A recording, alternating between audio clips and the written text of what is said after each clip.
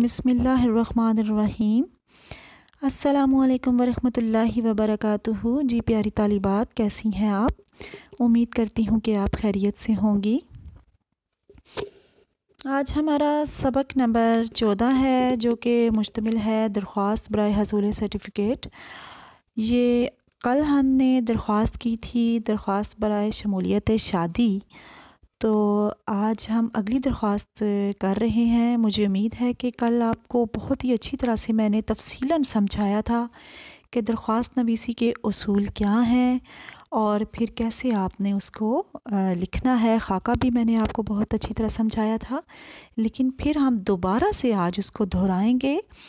हसूल certificate का मतलब ये है कि जब आपके वालिद साहब का तबादला मुलाजमत के सिलसिले में एक शहर से दूसरे शहर हो जाता है, तो आपको अपना पुराना स्कूल छोड़ के, गुज़िश्ता स्कूल छोड़ के कहीं दूसरे शहर में किसी दूसरे स्कूल में दाखिला लेना पड़ता है। तो उसके लिए आपके पास एक सर्टिफ़िकेट होना चाहिए कि आपने कौन सी जमात से छोड़ा है और आगे आपको कौन सी जमात में दाखिला लेना है।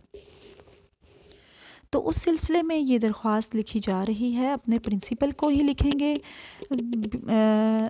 बिल्कुल वही सूरत हाल है, प्रिंसिपल ही को लिखनी है और सर्टिफ़िकेट का हसूल जो है वो इसमें आपने अपना मकसद ज़ाहिर करना है। तो चलते हैं, पढ़ते हैं अभी इसको, दरख्वास्त बराए हसूल सर्टिफ़िकेट को।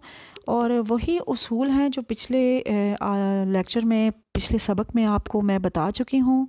अर्ज़ी लिखने के लिए सबसे पहले आपने अफसर का ओहदा, नाम, पता वगैरह लिखना है सबसे पहली सतर पे, और दूसरी सतर में आपने गुजारिश है लिखकर अपनी अर्ज़दाश्त लिखनी है।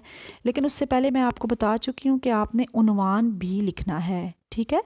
वो मैंने आपको गुज़िश्ता लेक्चर में बहुत ही अच्छी तरह से समझाया था कि उन्वान लिखेंगे आप। उन्वान का मतलब है कि किस मकसद के तहत आप दरख्वास्त लिख रहे हैं। और उसके बाद जो है आप नफ्से जनाब आली लिखेंगे दरमियान में, और जनाब आली लिखने के बाद आप दरख्वास्त का नफ्से मज़मून लिखेंगे, मुअद्दबाना गुजारिश है से लेकर। और आखिर में आपको मैंने बताया था कि दरख्वास्त के नीचे आपने जो दाएं तरफ अल-आरिज़ लिख के नीचे दरख्वास्त गुज़ार का नाम और पता लिखना है, और उसी की सीध में आपने मोरखा यानी कि तारीख़ लिखनी है। ये देखें, अभी आपके सामने दरख्वास्त का खाका है। दरख्वास्त का खाका बिल्कुल वही है, सेम जो पहले हम कर चुके हैं कि बखिदमत जनाब प्रिंसिपल, फिर प्रिंसिपल के आगे साहब नहीं लिखेंगे। अलिफ पे जीम आप स्कूल के नाम की जगह पे लिखेंगे, उसके बाद उन्वान, फिर जनाब आली, फिर मुअद्दबाना गुजारिश है। यहाँ पे 2 दफ़ा दाल है, आपने 1 दफ़ा लिखना है। और दरमियान में आपने नफ्से मज़मून लिखना है, और सबसे आखिर में नवाजिश होगी। और अल-आरिज़ लिख के आपका ताबे फरमा हमज़ा छोटी है। ये पढ़ाई कर लें आप नफ्से मज़मून की। जनाब आली के बाद लिखें, गुजारिश है कि मेरे वालिद साहब समनाबाद में अपनी रिहाइश मुंतकिल कर रहे हैं।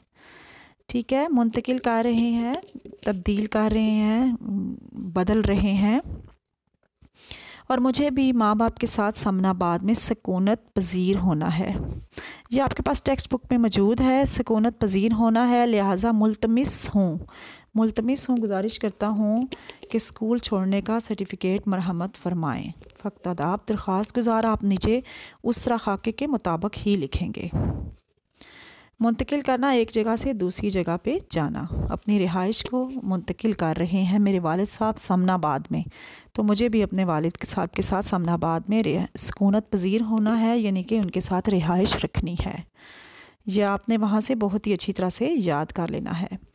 आपकी डायरी ये होगी कि आपने ये दोनों आज की जो दरख्वास्त है हसूल सर्टिफ़िकेट वाली, ये याद करनी है। इसके साथ साथ अगले सबक में मैं आपको दोनों दरख्वास्तों की दोहराई भी करवाऊंगी और एक छोटा सा जायज़ा लिया जाएगा, यानी कि तहरीरी आजमाइश आपसे ली जाएगी।